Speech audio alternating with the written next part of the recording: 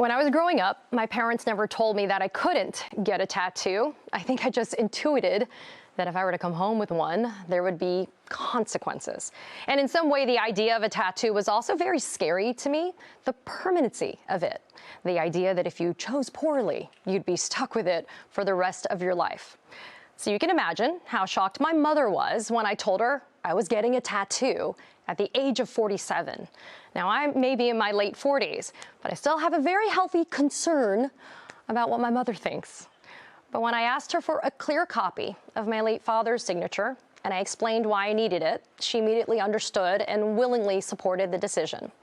So on September 15th, 2022, on what would have been my father's 91st birthday, I went and I got his signature tattooed here on my right wrist. I lost my father 5 years ago on Father's Day. It was a profoundly hard moment in time for me and my family. For the last 8 or so years of his life, my dad suffered from Alzheimer's and Lewy body dementia. So they weren't easy. They were difficult and traumatic and scarring. So for my dad to die on Father's Day seemed almost tragically fitting. But I often tell the following story because I think it reflects the resilience of little kids, and it brings me incredible comfort. My dad passed away around 11 o'clock at night that Father's Day. The following morning, my daughter, who was 4 years old at the time, saw how sad I was and asked if something had happened to her Papa Michael. She had been incredibly brave throughout the last years of his life. She had visited him in hospice, never scared to be around her grandfather, who was hooked up to morphine and other palliative care. Even before he was in hospice, she was eager to visit him at a rehab facility with other sick and ailing elderly people. She was never scared of the sounds and the smells. She was never scared of the idea of death. I suspect it has as much to do with the innocence of her youth as it does her strength, even at such a young age.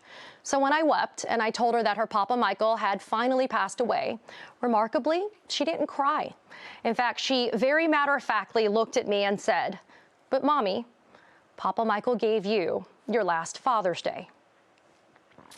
And then the following day, we saw a rainbow as we were driving in the car, and she told me that it was her Papa Michael riding his scooter up to heaven. Towards the end of his life, my father had problems walking and needed a cane and eventually a wheelchair. Charlotte said that Papa Michael was riding that rainbow without a care in the world. And since his death, she's also identified several butterflies that she says are Papa Michael or our late mini schnauzers, Noodles and Lola, that they're flying amongst us.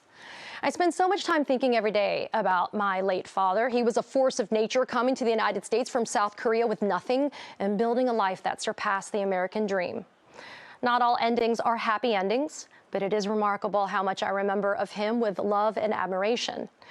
I inevitably cry when I talk about my dad, though, despite the years and the passage of time. My father was the best of us, always quick with the best, a smile. He was never above self-deprecating humor, wearing funny hats, and always having a joke at hand.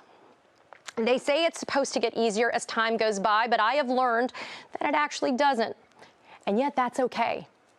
If you feel the tears this weekend for your father or grandfather or for that person who held that special place in your life, it's okay. It's okay to cry. It's okay to be sad. It's okay to grieve that part of you that is missing. Grief is not a shadow to avoid or a dark cloud to wish away. Grief is just love with no place to go. The permanency of my grief is like the tattoo I now willingly bear. I always carry him with me now each and every day. He watches over me, and so I wish my father a very happy Father's Day.